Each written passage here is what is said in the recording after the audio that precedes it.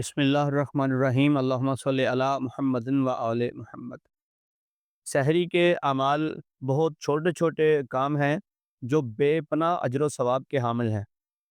آپ یقین کریں، تھوڑے تھوڑے وقت کے عمل ہیں اور اتنا زیادہ اجر و ثواب ہے کہ انسان سوچ ہی نہیں سکتا۔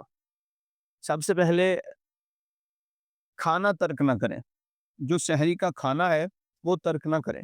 اکثر لوگ پوچھتے ہیں کہ سحری کھانے کے بغیر روزہ ہو جاتا ہے؟ تو جی ہاں، روزہ تو ہو جاتا ہے، لیکن حکم ہے کہ سحری اگر آپ کھائیں گے تو یہ بہت زیادہ اجر و ثواب کا حامل ہے۔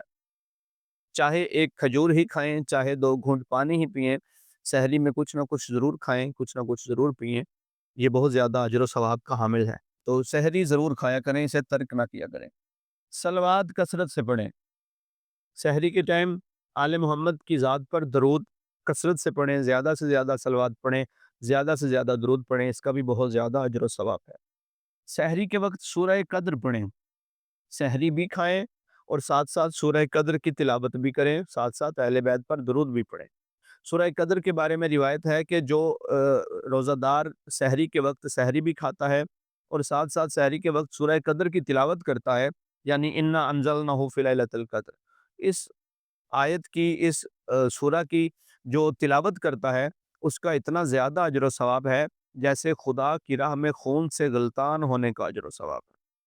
جو خدا کی راہ میں خون سے غلطان ہو جائے، جتنا اس کو اجر و ثواب ملے گا، اتنا سحری کے ٹائم صرف سورہ قدر تلاوت کرنے کا اتنا زیادہ اجر و ثواب ہے۔ تو یہ چھوٹے چھوٹے کام ہیں۔ اس کے بعد روایات میں ہے کہ سحری کے ٹائم دعا کیا کریں۔ سحری کے ٹائم سحری بھی کھائیں، دعا بھی کریں۔ اس ٹائم دعا اللہ رد نہیں کرتا۔